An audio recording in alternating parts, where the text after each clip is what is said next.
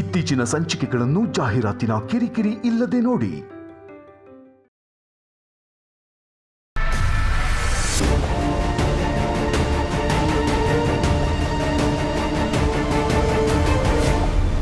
ನಾಚಿಕೆನೇ ಇಲ್ವಾ ನಿನ್ನ ಮಾವನ್ಗೆ?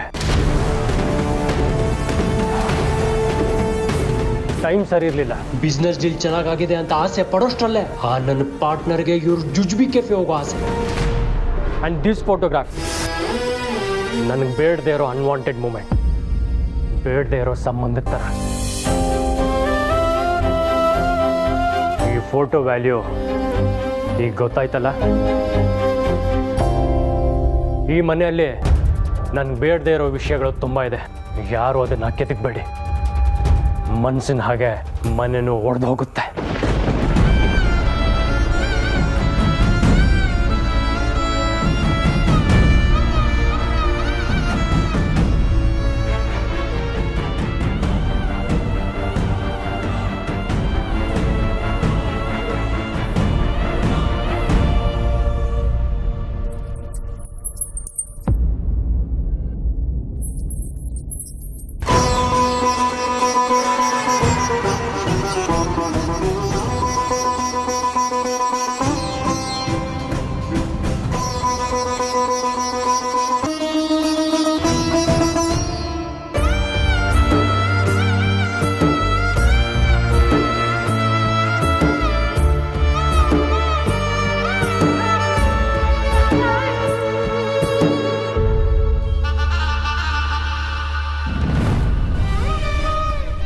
ಈ ಮನೆಯಲ್ಲಿ ನನ್ನ ಬೇಡದೇ ಇರೋ ವಿಷಯಗಳು ತುಂಬ ಇದೆ.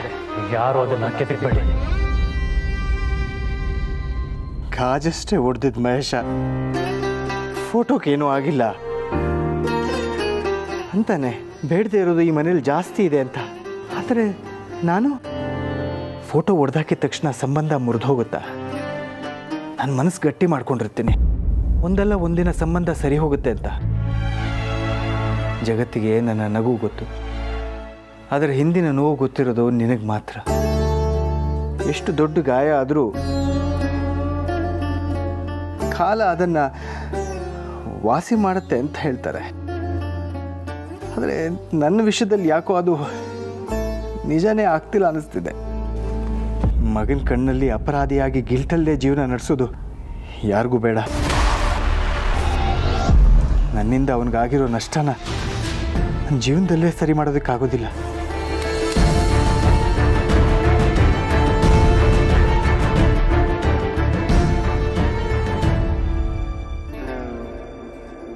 ಆ ದಿನ ನನ್ನ ಜೀವನದಲ್ಲಿ ಯಾಕಾದರೂ ಬಂತು?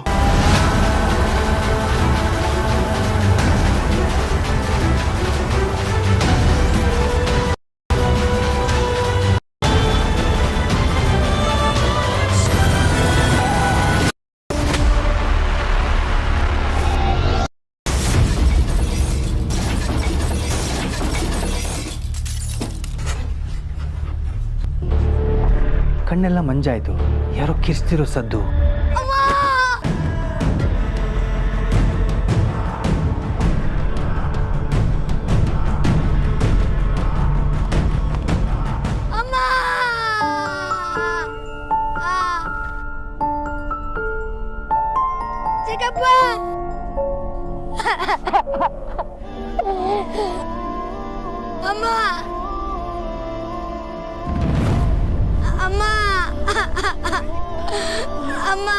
ನನ್ನ ಮಗ ಒಂದು ತೊಡೆ ಮೇಲೆ ಮಗು ಹಾಗೆ ಮಲಗಿದ್ದ ಸುಮತಿ ಮುಖ ಕಾಣ್ತಾ ಇತ್ತು.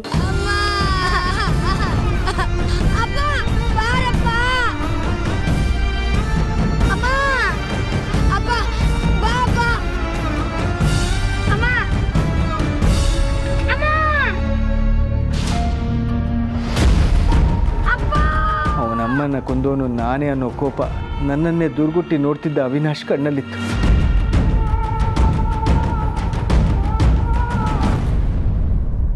ಅದೇ ಕೋಪ ಇವತ್ತಿಗೂ ಅವನ ಕಣ್ಣಲ್ಲಿ ನನಗೆ ಕಾಣಿಸ್ತಿದೆ ಮಹೇಶ.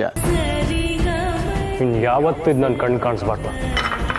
ಅವಳನ್ನ ನನ್ನಿಂದ ದೂರ ಮಾಡಿದವ್ರನ್ನ ನಾನು ಯಾವತ್ತೂ ಕ್ಷಮಿಸಲ್ಲ. ನಿಮ್ಮನ್ನು ಕ್ಷಮಿಸಿದ್ದೀನಪ್ಪ ಅಂತ ಅವನು ಯಾವತ್ತಾದರೂ ಒಂದಿನ ಹೇಳ್ತಾನೇನೋ ಅಂತ ಕಾಯ್ತಾನೇ ಇದ್ದೀನಿ. ಆದರೆ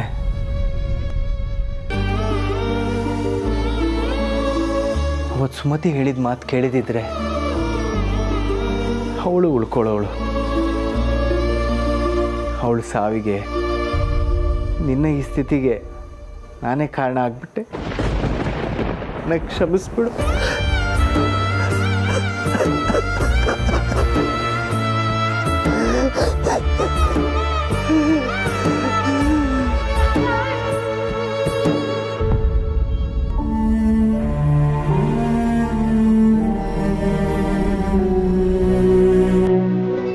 ನನ್ನ ಲೈಫ್ ಪಾರ್ಟ್ನರ್ ಹೋಗೋದಕ್ಕೆ ಅವ್ರು ಯಾರು, ನೀನು ಯಾರು?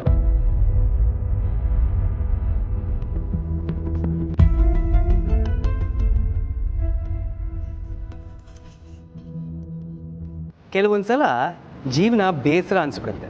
ಮನೇಲಿ ಯಾರಿಗೂ ಹುಷಾರಿಲ್ಲ ಅಂತ ನೀವು ಮಧ್ಯರಾತ್ರಿ ಎದ್ದು ಕಷಾಯ ಮಾಡ್ಕೊಳ್ತೀರ. ಅವ್ರು ಅದನ್ನು ಕುಡಿದು ಕಹಿ ಅಂತೇಳಿ ನಿಮ್ಮ ಮೇಲೆ ಕೋಪಿಸ್ಕೋತಾರೆ. ಆದರೆ ನೊಂದ್ಕೋಬಾರ್ದು. ಯಾಕೆಂದರೆ ಅವ್ರಿಗೆ ಕೋಪ ಇರೋದು ಕಹಿ ಮೇಲೆ, ನಿಮ್ಮ ಮೇಲಲ್ಲ.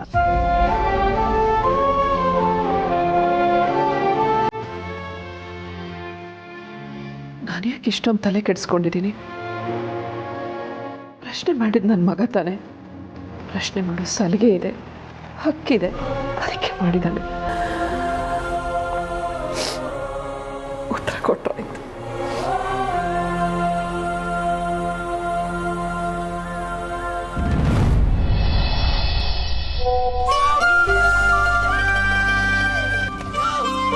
Heavy busy ಆಗಿಬಿಟ್ಟಿದ್ಯಾ? ನಿಮ್ಮ ದರ್ಶನ ಆಗದೆ, ನಿಮ್ಮ ಜೊತೆ ಮಾತಾಡದೆ ನಿಮ್ಮ ಗರ್ಲ್ ಫ್ರೆಂಡ್ ಒದ್ದಾಡ್ತಿದ್ದಾಳಂತೆ. ನೀವು ಫ್ರೀ ಆದ ಕೂಡಲೇ ಪಾಪ ಅವಳಿಗೊಂದು ಫೋನ್ ಮಾಡಿ ಪುಣ್ಯ ಕಟ್ಕೊಳ್ಳಿ. ಏನು ಸರ್ ಇಷ್ಟು ಬೇಗ ಫ್ರೀ ಆಗಿಬಿಟ್ರಾ? ಮಾತಾಡಬೇಕು ಅಂತ ಬಾಸ್ ಆರ್ಡ್ರ್ ಆದಮೇಲೆ ಫೋನ್ ಮಾಡದೇ ಇರೋಕ್ಕಾಗತ್ತಾ ಗರ್ಲ್ ಫ್ರೆಂಡು? ಯಾಕೆ ನಿಮ್ಮ ಗರ್ಲ್ ಫ್ರೆಂಡ್ ಜೊತೆ ಮಾತಾಡಬೇಕು ಅಂತ ನಿಮಗೆ ಅನ್ನಿಸ್ಲಿಲ್ವಾ? ನನಗೂ ಅನಿಸಿತ್ತು. ಆದ್ರೆ ಏನು ಮಾಡೋದು, ಈ ಕೆಲಸ ಅನ್ನೋದು ವಿಲನ್ ಥರ ಬಂದು ನಿಂತ್ಬಿಟ್ಟಿದೆಯೇ. ಹೀರೋಗೆ ಹೀರೋಯಿನ್ ಸಿಗಬೇಕು ಅಂದರೆ ಈ ವಿಲನ್ಗೆ ಏನಾದರೂ ಒಂದು ಗತಿ ಕಾಣಿಸ್ಲೇಬೇಕು. ನೀನು ಹೀರೋಯಿನ್ನ? ಹಾಗಂತ ನೀನೇ 3 ವರ್ಷದಿಂದ ಹೇಳಿದ್ದಪ್ಪ. ಪರಿಚಯ ಆಗಿದೋಸ್ತರಲ್ಲಿ ಹುಡುಗಿರನ್ನ ಬೀಳ್ಸು ಹುಮ್ಮಸ್ಸು ಏನೇನೋ ಕಾಗೆ ಆರಿಸಿರ್ತೀವಪ್ಪ. ನೀನು ಅದನ್ನೇ ನಂಬ್ಕೊಂಡು. ಏಯ್ ಬೇಡ ನೋಡು. ಏನು ಮಾಡ್ತೀಯಾ? ಫೋನ್ನಲ್ಲಿ ಏನು ಮಾಡೋದಕ್ಕಾಗತ್ತೆ? ಸಿಕ್ಕಿದ್ರೆ ಆಗ ನೋಡೋಣ. ಪಕ್ಕ ಆಲ್ರೆಡಿ ಕ್ಯಾಬ್ ಬುಕ್ ಮಾಡಾಯಿತು. Coffee? Why not? I am always at your service boss. ನೀನು ನನಗೆ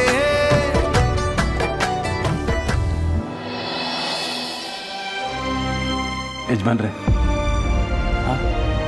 ನಿಮ್ಗೆ ಇಷ್ಟ ಅಂದೇಳಿ ಮಸಾಲೆ ವಡೆ, ಕೊಬ್ಬರಿ ಚಟ್ನಿ, ಕಾಫಿ ನಾವೆಲ್ಲ ಸೇರ್ಕೊಂಡು ಮಾಡಿತ್ತು.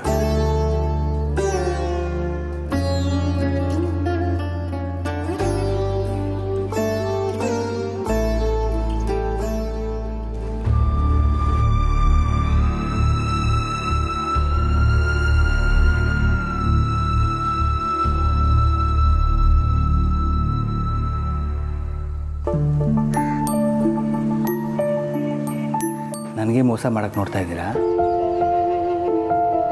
ಈ ಮಸಾಲೆ ವಡೆ ಪಾಪಮ್ಮನ ಕೈ ಚಳಕ, ಫಿಲ್ಟರ್ ಕಾಫಿ ರಾಮಣ್ಣ ನೀನು ಮಾಡಿದ್ದು. ಆದರೆ ಈ ಕೊಬ್ಬರಿ ಚಟ್ನಿ ಪೂರ್ಣಿ ಕೂತ್ಕೋ.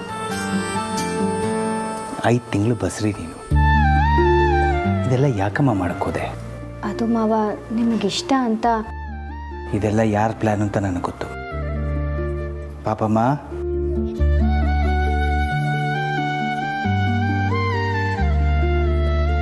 ನನ್ನ ಮುಖ ಸ್ವಲ್ಪ ಬಾಡಿದ್ರು ಕೂಡ ಇವ್ರ ಜೊತೆ ಮಸಾಲೆ ವಡೆ, ಚಟ್ನಿ, ಕಾಫಿ ಎಲ್ಲ ಮಾಡಿ ಕಳಿಸಿ ನಾನು 3 ಸರಿ ಪಡಿಸ್ತಿರಲ್ಲ ಪಾಪಮ್ಮ.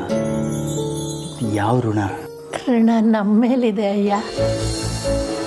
ಅನ್ನ ಹಾಕೋ ದನಿಗಳು ತುಂಬ ಜನ ಸಿಗ್ತಾರೆ, ಆದರೆ ಮನೆಯವ್ರ ಥರ ಪ್ರೀತಿ ತೋರಿಸೋ ದನಿ ನೀವು ಮಾತ್ರ. ನಿಮ್ಮ ಮುಖನೇ ಸಪ್ಪಗಾದರೆ ನಾವು ಹೇಗಿರಲಿ ಹೇಳಿ? ನೋಡಿ ಅಲ್ಲಿ ಎಲ್ಲರ ಮುಖನೂ ಬಾಡಿ ಹೋಗಿದೆ. ಹೌದು ಮಾವ, ನೀವು ನಗ್ತಿದ್ರೇ ಈ ಮನೆ ಚಂದ. ಇಲ್ಲಾಂದ್ರೆ ನಾವು ಯಾರು ಖುಷಿಯಾಗಿರೋಕ್ಕಾಗಲ್ಲ. ನೋವು ಮಾಡೋರು ಯಾರೋ, ಅದನ್ನು ಸರಿಪಡಿಸೋಕೆ ಪ್ರಯತ್ನ ಪಡೋರು ಇನ್ಯಾರು? ನನಗೆ ಈ ಮಸಾಲೆ ವಡೆ, ಚಟ್ನಿ, ಕಾಫಿ ಇದ್ಯಾವುದೂ ಕಾಣಿಸ್ತಿಲ್ಲ. ನನಗೆ ನೋವಾಗಬಾರ್ದು ಅಂತ ನನ್ನ ಜೊತೆಗೆ ಬಂದು ನಿಲ್ತಿರಲ್ಲ, ಈ ನಿಮ್ಮ ಮನಸ್ಸು ಕಾಣುತ್ತೆ. ದುಃಖ ಮಾಯ ಆಗುತ್ತೆ.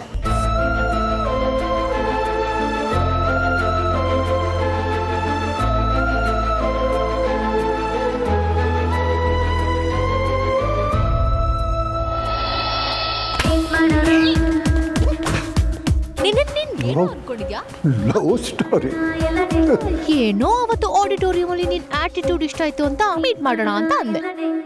ಈ ದಂಡಪಿಂಡ ಫೋಟೋಗಳನ್ನು ನೋಡಿ ಏನು ಉತ್ತರನೇ ಕೊಟ್ಟಿಲ್ವಲ್ಲ. ಈ ಲೇಟ್ ರಿಯಾಕ್ಷನ್ ತುಳಸಿ ಫೋಟೋಗಳನ್ನು ಅವನಿಗೆ ಕೊಟ್ಟಿದ್ದಾಳೋ ಇಲ್ವೋ?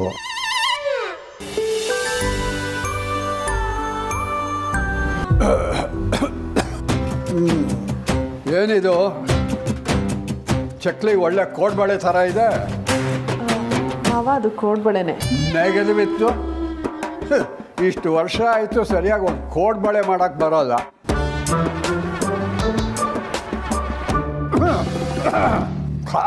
ವಿಪರೀತ ಖಾರ. ಎಲ್ಲಿ ದಂಡ್ಪಿಂಡ? ಮಾವ ಏನೋ ಸ್ವಲ್ಪ ಕೆಲಸ ಇದೆ ಅಂತ ಆಚೆ ಹೋಗಿದ್ದಾನೆ. ಕೆಲಸನ? ತುಳಸಿ, ನಮ್ಮ ದಂಡಪಿಂಡ ಯಾರನ್ನಾದ್ರೂ ಲವ್ ಮಾಡ್ತಿದ್ದಾನ? ಅಷ್ಟು ಲಕ್ಷಣವಾಗಿರೋ ಹುಡುಗಿರ ಫೋಟೋ ಕೊಟ್ರು ಕ್ಯಾರೇ ಅನ್ಲಿಲ್ವಲ್ಲ. ಇಲ್ಲ ಮಾವ, ನಮ್ಮ ಪಾಪು ಅಂತೋನಲ್ಲ. ಅದೇನೋ ಕೆಲಸದ ಟೆನ್ಷನ್ ಅಂತ ಹೇಳದ್ನಲ್ಲ, ಅದಕ್ಕೆ ಫೋಟೋಗಳು ನೋಡಿರಲ್ಲ. ನೀನು ಒಳ್ಳೆ ಎಂಥ ಕೆಲಸ ಇದ್ರು ಈಗಿನ ಕಾಲದ ಹುಡುಗರು ಕೋಲಿಗೆ ಸೀರೆ ಉಡಿಸಿ ಕರ್ಕೊಂಡು ಹೋಗ್ತಿದ್ದಾರೆ ಅಂತಂದ್ರೆ ಬಾಯ್ ಬಿಟ್ಕೊಂಡು ನೋಡ್ತಾರಂತೆ. ಅಂಥದ್ರಲ್ಲಿ ಇವನು ಹೀಗೆ ಆಡ್ತಿದ್ದಾನೆ ಅಂತಂದ್ರೆ ಏನೋ ಇದೆ. ಇಲ್ಲ ಮಾವ, ಹಾಗೆಲ್ಲ ಏನೂ ಇಲ್ಲ. ಒಂದು, ಅವನು ಬ್ಯುಸಿ ಇದ್ದಾನೆ. ಇನ್ನೊಂದು, ನಮ್ಗಳೆದ್ರಿಗೆ ಫೋಟೋ ನೋಡೋದಕ್ಕೆ ಅವನು ಮುಜುಗರ ಆಗಿರ್ಬೇಕು. ಆಮೇಲೆ ನೋಡ್ಬಿಟ್ಟು ಹೇಳ್ತಾನೆ ಬಿಡಿ. ಮುಜುಗರನ ನೀನು ಹೇಳಬೇಕು, ನಾನು ನಂಬಬೇಕು. ಅಲ್ಲಿ ಆ ಫೋಟೋಗಳೆಲ್ಲ ಎಲ್ಲೇ? ನಾನು ಬೀರುಲಿ ಇಟ್ಟಿದ್ದೀನಿ, ಒಂದು ನಿಮಿಷ ತಂದ್ಕೊಟ್ಟೆ. ಬೇಡ ಬೇಡ ಬೇಡ ಬೇಡ, ನಾನು ತಗೋತೀನಿ. ನಿನ್ನ ಕೆಲಸ ನೀವು ಮುಂದುವರ್ಸು.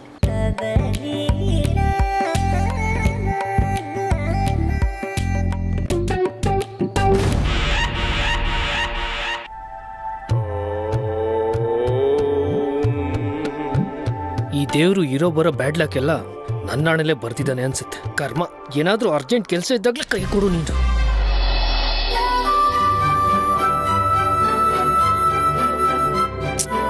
ಬಾ, ನೀನು ಹೇಳಿದ ಟೈಮಿಗೆ ಏನಾದ್ರೂ ಬಂದ್ಬಿಟ್ರೆ ನಿಜವಾಗ್ಲೂ ಪ್ರಳಯನೇ ಆಗೋಗುತ್ತೆ.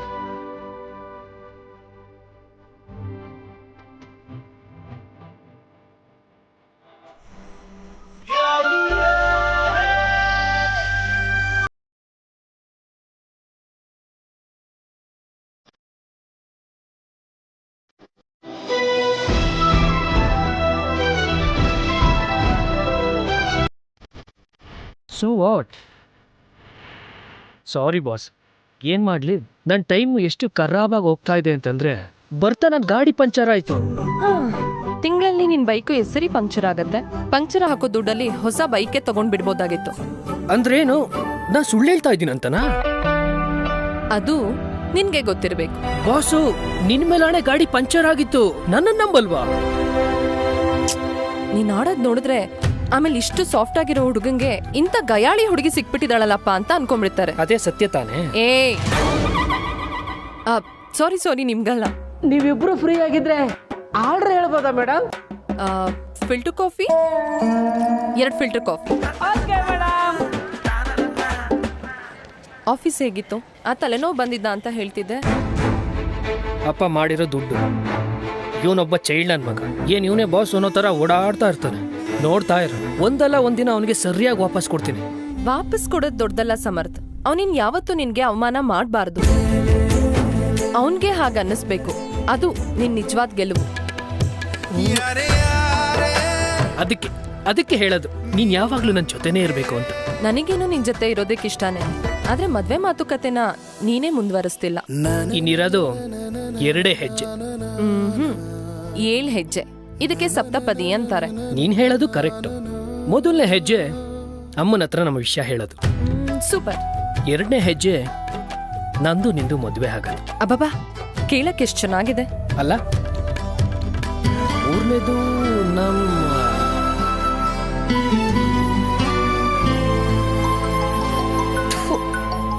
ಈ ಟೈಮಲ್ಲೇ ಫೋನ್ ಬರ್ಬೇಕಾ ಇದು? ಹಾ ಸರ್, ಹೇಳಿ ಸರ್. ಊಟ ತಿಂಡಿ ಬಿಟ್ಟು ನಿಮ್ ಪ್ರಾಜೆಕ್ಟ್ನ ರೆಡಿ ಮಾಡ್ತಾ ಇದ್ದೀನಿ ನಾನು. ಹ್ಞೂ ಸರ್, ನಾಳೆ ಬೆಳಿಗ್ಗೆ ಅಷ್ಟಲ್ಲಿ ರೆಡಿ ಆಗಿರುತ್ತೆ. ನನ್ನ ಹತ್ರ ಪರವಾಗಿಲ್ಲ, ಎಲ್ಲಾರ ಹತ್ರನೂ ಹೀಗೆ ಸುಳ್ಳು ಹೇಳ್ಕೊಂಡು ಬದುಕ್ತೀಯ ನೀನು?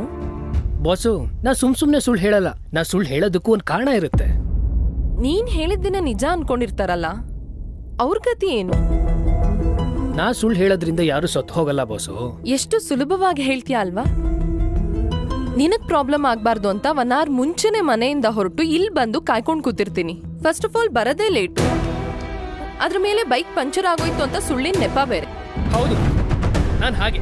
ಏನಿವಾಗ? ಸಮರ್ಥ್, ಏನಾಗಿದೆ ನಿನ್ಗೆ? ಏನ್ ತಮಾಷೆ ಮಾಡ್ತಾ ಇದ್ಯಾ?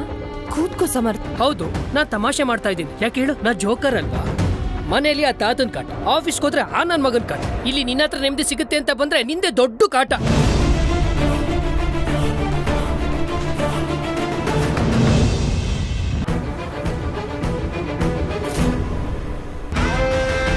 ಸಮರ್ಥ್, ಎಲ್ರೂ ನಮ್ಮನ್ನೇ ನೋಡ್ತಾ ಇದ್ರೆ ಪ್ಲೀಸ್ ಫಸ್ಟ್ ಕೂತ್ಕೋ.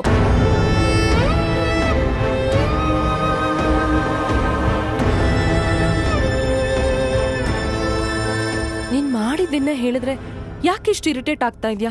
ಯಾಕೆ ಮಾಡ್ತಾ ಇದ್ದೀನಿ ಅನ್ನೋದು ಮುಖ್ಯ ಆಗುತ್ತೆ.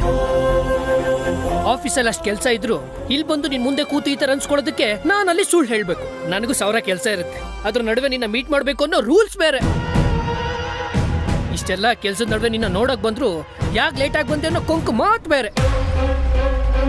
ನನ್ಗೂ 108 ಕೆಲಸ ಇರುತ್ತೆ ಸಮರ್ಥ್. ನೀನೇನ್ ಇಲ್ಲಿಗೆ ಬಂದು ನನ್ನನ್ನು ಮೀಟ್ ಮಾಡಿ ದಯೆ ತೋರಿಸ್ತಾ ಇದ್ಯಾ ಅಂತ ಅನ್ಕೊಂಡಿದ್ಯಾ? ಪ್ರೀತಿಗೋಸ್ಕರ ತಾನೇ ಬರ್ತಾ ಇದ್ಯಾ? ಈಗ ಅದನ್ನ ರೂಲ್ಸ್ ಅಂತ ಹೇಳ್ತೀಯಾ? ಪ್ರೀತಿ ಅಂದ್ರೆ ಅರ್ಥ ಆಗ್ತಾ ಇತ್ತು. ನೀನ್ ನೋಡಿದ್ರೆ ಬರೀ ಸುಳ್ಳುಗಳನ್ನ ಹುಡುಕ್ತಾ ಇದ್ಯಾ? ನಿನ್ಗೆ ಅಷ್ಟು ನನ್ ಮೇಲೆ ನಂಬಿಕೆ ಇಲ್ಲ ಅಂತಂದ್ರೆ ನನ್ ಜೊತೆ ಪಾರ್ಕಿಂಗ್ ಹತ್ರ ಬಾ. ಗಾಡಿ ಪಂಚರ್ ಆಗಿದ್ರೆ ನಿನ್ ಮಾತನ್ನ ನೀನ್ ವಾಪಸ್ ತಗೋತ್ಯಾ? ಪ್ರೀತಿಲಿ ಇಷ್ಟು ನಂಬಿಕೆ ಇಲ್ಲ ಅಂತಂದ್ರೆ ಪ್ರೀತಿ ಯಾಕೆ ಮಾಡ್ಬೇಕು? ಬಿಟ್ಬಿಡು.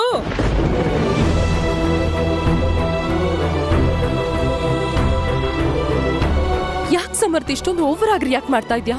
ಒಂದ್ ಕೆಲಸ ಮಾಡೋಣ, ನಮ್ಮಿಬ್ರು ಮಧ್ಯೆ ಏನು ವರ್ಕ್ ಆಗ್ತಿಲ್ಲ ಅಲ್ವಾ? Let's break up. ನಿನ್ ಪ್ರೀತಿಗೆ ಒಂದು ದೊಡ್ಡ ನಮಸ್ಕಾರ.